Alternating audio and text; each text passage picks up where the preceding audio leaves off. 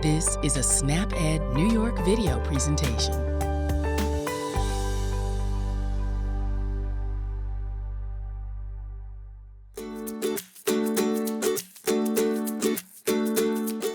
Hello everyone, my name is Wendy Beckman and I'm a registered dietitian with the New York State Office for the Aging and SnapEd New York.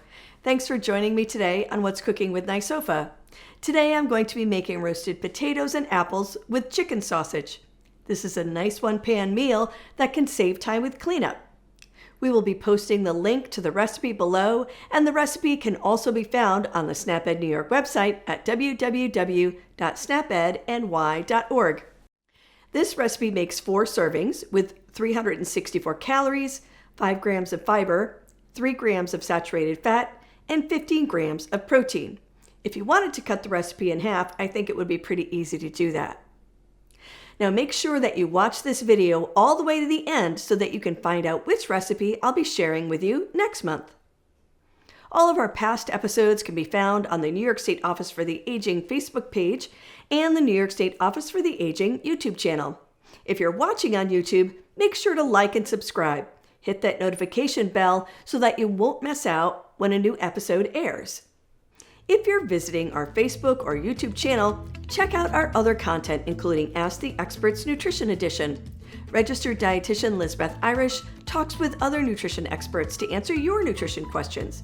Check out new episodes on the second Friday of every month. Before I start cooking, let's look at the My Plate graphic. This recipe covers the protein section and the fruits and vegetables section on the My Plate graphic. The chicken sausage in this recipe provides us with protein. We generally need more protein in our diet as we age to replace tissues and cells that have broken down. Choosing high-quality protein like low-fat chicken, beef, fish, pork, eggs, and dairy products can ensure that your body gets all of the protein that it needs to stay healthy. So make sure that you vary your protein routine. This recipe also covers the fruits and vegetables section of My Plate. The potatoes and apples in this recipe provide us with fiber, vitamins, and minerals, which are all components of a healthy eating pattern. This recipe is a delicious way to make half of your plate fruits and vegetables.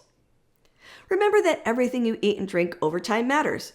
Make every bite count by finding your healthy eating style and maintain it for a lifetime. The right mix can help you be healthier now and in the future. So let's get into making roasted potatoes and apples with chicken sausage. Remember to wash your hands with soap for at least 20 seconds or use an alcohol-based hand sanitizer before you start cooking. Let's look at the ingredients for this recipe.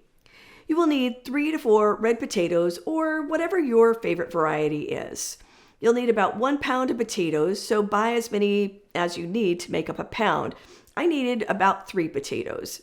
Now, I'm using golden potatoes because that's what was on sale. And I have cut most of the potatoes into chunks, and I have another one here. I'm going to cut that up later. Here I have a tablespoon of canola oil. Here is a red apple cored and sliced, and I have another one here I'm going to cut up. Now, you can use any variety that you like. Fuji apples, Pink Lady, Honeycrisp, Gala, whatever's available. And like I said, I always look for whatever's on sale. These happen to be Gala apples. Here is 1 yellow onion chopped. This is 4 links of chicken sausage. Now you can use any variety that you like. You can use a flavored variety if you want to. Again, look for whatever is on sale. This happens to be an applewood smoked variety. I thought it would go nicely with this recipe with the apples. I also have here 2 tablespoons of apple cider vinegar. I have a half of a teaspoon of ground mustard. This is 1 tablespoon of honey, and I think that you could use maple syrup instead of honey if you wanted to. I am also going to add a teaspoon of garlic powder. Now the recipe does not call for it, but I'm going to add it because I like garlic powder. And you could also add whatever seasoning that you prefer. So because there wasn't a lot of seasonings in this recipe, I'm going to also add some black pepper. And I'm going to use some basil. One of the things I try to stay away from is table salt because we know that the sodium in table salt can make our blood pressure go up. So I try to avoid that when I can, and I add other seasonings like basil, black pepper, garlic powder, those types of things. Now the first step in this recipe is to preheat your oven to 425 degrees Fahrenheit. My oven has been heating up for a little while now. Now next we need to cut the potatoes into chunks. So I've cut a lot of them up already, but I have one of the potatoes here and I'm going to cut that up for you now. So again, one of the things you want to do is make sure that your food's not rolling around too much when you're cutting it. So I like to take the potato and just cut it right in half. And then I can put these flat sides down on the cutting board. So now I am going to cut it in half again. And I'm going to make sure that I keep my fingers out of the way. You can sort of curl them out of the way, and you can advance the food with your fingers that are out of the way towards the knife as you're cutting them. There we go. I'm going to do the same thing with this one. I'm going to cut it in half first and then cut it into chunks, maybe about a half an inch thick to an inch thick, whatever you want to do with yours. And you want to just try and make them sort of uniform size. Now, before you cut them up, you want to wash the potatoes first under cold running water, and you can use a soft brush or a washcloth to clean the skin if you want to. But once the potatoes are washed, you can chop them up, and like I said, I have them all cut up right now, but next we'll put them in the pan. Now you're going to put these in a baking dish and pour the canola over the top, so let me get a dish that's behind me. Here's baking dish, and I am going to put these potatoes in here. These are the ones I just cut up, and now I'm going to put the other potatoes in that I cut up previously.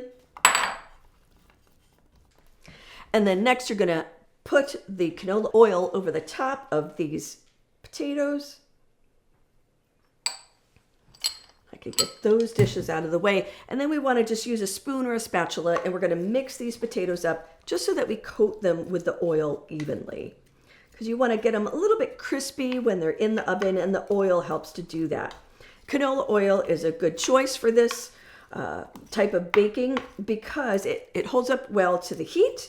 And it's also not a saturated fat. So it is better for heart health. Things like canola oil, grapeseed oil, olive oil, those types of things. Those are all good for heart health. Okay, so that's looking pretty good.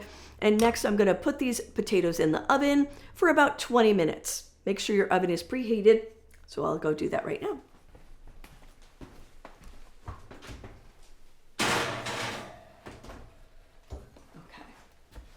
Now, while the potatoes are roasting, we can cut up the apples, the onions, and the chicken sausage. So I already have my onions and chicken sausage cut up, but I'm going to cut this apple up. So here I have, like I said, it's a Gala apple. And one of the things that I like to do is just sort of cut around the core. So I'm going to cut the sides off of the apple. I'm going to try and keep my fingers out of the way. I'm going to turn the apple and do that again. And one more time. And I can get rid of that core. So now we have some nice flat sides to our apple. We can flip those pieces over. And then again, you can just cut them into chunks that are about a half an inch to an inch wide. So I'm just going to cut these pieces, the larger pieces, into threes and then cut them again. We could do the same thing with this piece. Again, make sure you sort of keep your fingers out of the way. And one more time here. One more piece. All right, that's looking pretty good. All right. So once we have all of those things set, again, these other items are already cut up. So the last thing that we need to do is to cut the sausage into half-inch thick slices, and I've already done that. Now, it's a good idea to wait to cut up the meat last because once I've used the cutting board and knife on the meat, I'm going to want to wash it. Now, I can cut the apples and the onions all on this cutting board without washing it in between because those foods generally don't have bacteria on them that can cause foodborne illness. However, meat products can have harmful bacteria on it. So once I use the cutting board and knife for the chicken sausage, I wash my hands again and I wash the cutting board and the knife. So now that the apples and the onion and the sausage are prepared, we can add them to the potatoes. So let me get some potatoes out that I've already made previously. It's right behind me. So these are the potatoes that I cooked previously. I actually added some onions to these as well. Some dried diced onions. You can add those if you want to. And then I'm going to get another baking dish, a larger one. Once those potatoes are done that you have had cooking, you're going to get your dish out of the oven. You're going to reduce the heat of the oven from 425 degrees Fahrenheit to 375 degrees Fahrenheit. And then we're going to put this dish together and put it back in the oven. But I still need another pan, so let me get that for you. So here's this baking dish. I'm going to take my previously cooked potatoes. Now, if you were making these at home, you're going to take these potatoes out of the oven. But I cooked these up last night because I wanted to put this dish together for you so you could see what it looks like. So here are my potatoes that I previously cooked. I'm going to spread those out in this pan. Then we can add the other things. So first I'm going to put these apples in here that I just cut up. And that adds some nice color to the dish. And then I'm going to add this other apple, so 2 apples in total. And then this is 1 large onion. We're going to add all of that. Spread that around a little bit. Chicken sausage. Next, we're going to add those in. All right. And then I want to try and, even that out a little bit. Now we have to add our seasonings and our wet ingredients. So we have apple cider vinegar. That's going to go on there. Then we have some honey. And you can use any kind of honey that you want. Doesn't really matter. Or I think maple syrup would be really good in this recipe also. So that's the beauty of being able to cook at home. Then you know what is going into your food. All right. Then we have some dry mustard. And this is in the recipe, the dry mustard. Sprinkle that on. And we're going to put in my additions. So garlic powder. That's going to go on. Then some basil, just because I thought that would be good. You could use some chicken seasoning if you wanted to. You could use sage or thyme, whatever makes you happy. And then a little bit of black pepper, only about a half a teaspoon here. All right. So now comes the tricky part. So this pan is probably a 9 by 13, but it's not very deep. And I am going to do my level best to try and keep all of the food in this pan. So this is probably the hardest part of this meal, is making sure that everything is incorporated. We've got the apple cider vinegar, we have the honey, and we're going to try and mix that all together and make sure that all of the chicken sausage and the fruits and vegetables are coated evenly with the seasonings. So that is looking pretty good. All right, great. So now that that is all done, you would take this dish and return it back to the oven and roast it for an additional 30 minutes or until the apples and the potatoes are tender. So let me put this one in the oven.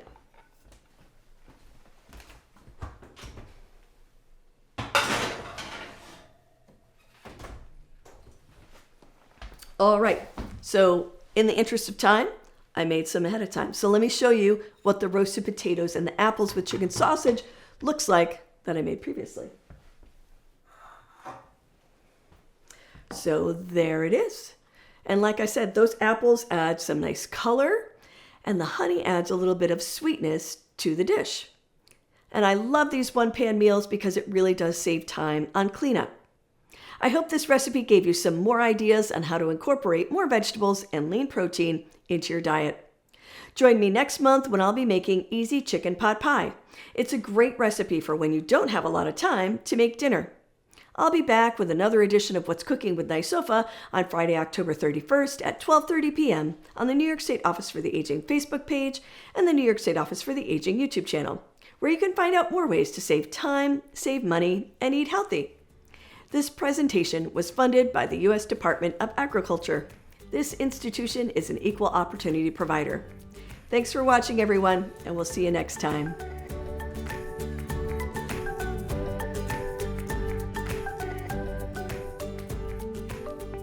Thank you for joining us today. We know the healthy choice isn't always the easiest choice, but small changes can make a big difference. Start today by getting involved with SNAP Ed New York. This program is free for those who qualify or receive SNAP benefits. We want to help you save time, save money, and eat healthy. Learn how SNAP Ed can make a difference in your life. For more information and to find your local program, visit snapedny.org. This material was funded by USDA's Supplemental Nutrition Assistance Program. SNAP. This institution is an equal opportunity provider.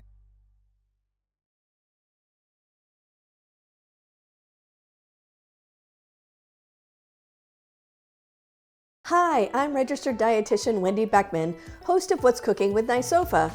Over the past 2 years, I've had the opportunity to share healthy, nutritious recipes with you on the show. I work for the New York State Office for the Aging, and thanks to a partnership with SNAP-Ed New York, our nutrition team reaches hundreds of thousands of older New Yorkers each year. So why a cooking program? 60% of health costs and related issues have nothing to do with health, but instead have to do with individual behaviors like our food choices and physical activity. The recipes we feature are nutritionally appropriate for older adults, meeting critical nutrition requirements for healthy aging. What I bet you don't know is that this show is only part of a larger effort. To help me explain what our nutrition team at the New York State Office for the Aging does and what a registered dietitian is, here is registered dietitian Lisbeth Irish. A registered dietitian is a professional who has training and education in food and nutrition. To become an RD, you must complete certain requirements, including a minimum of a bachelor's degree from an institution that's accredited by the Academy of Nutrition and Dietetics. You must also pass a national examination and meet continuing education requirements. What does that mean? As RDs, we are qualified to offer accurate advice about nutrition, and we can help answer your questions about how diet can affect your health. At NYSOFA, the registered dietitians handle many tasks. This includes hosting 2 online programs aimed at helping older New Yorkers make better nutrition choices. These programs are What's Cooking with NYSOFA, which is our monthly cooking demonstration, and a Facebook Live program that I host called Ask the Experts, Nutrition Edition. In the months ahead, be on your lookout for it. We'll be sharing your questions and our experts' answers about nutrition and health. New episodes of Ask the Experts Nutrition Edition debut the second Friday of each month on Facebook and YouTube. As Lisbeth explained, registered dietitians at NYSOFA handle many tasks, including food safety at congregate meal sites, educational materials, and outreach. In the meantime, please don't miss an episode of either show produced by our team, What's Cooking with NYSOFA and Ask the Experts Nutrition Edition. Every episode is uploaded to YouTube, and you'll find the archive shows there. Do you have a question about foods? Or do you have a particular health issue that you'd like to improve by changing your diet? Tune in to Ask the Experts Nutrition Edition every second Friday at 1 p.m. We'd love to hear from you. Remember, registered dietitians are the experts in nutrition. Visit for more sound advice about eating healthy on a budget.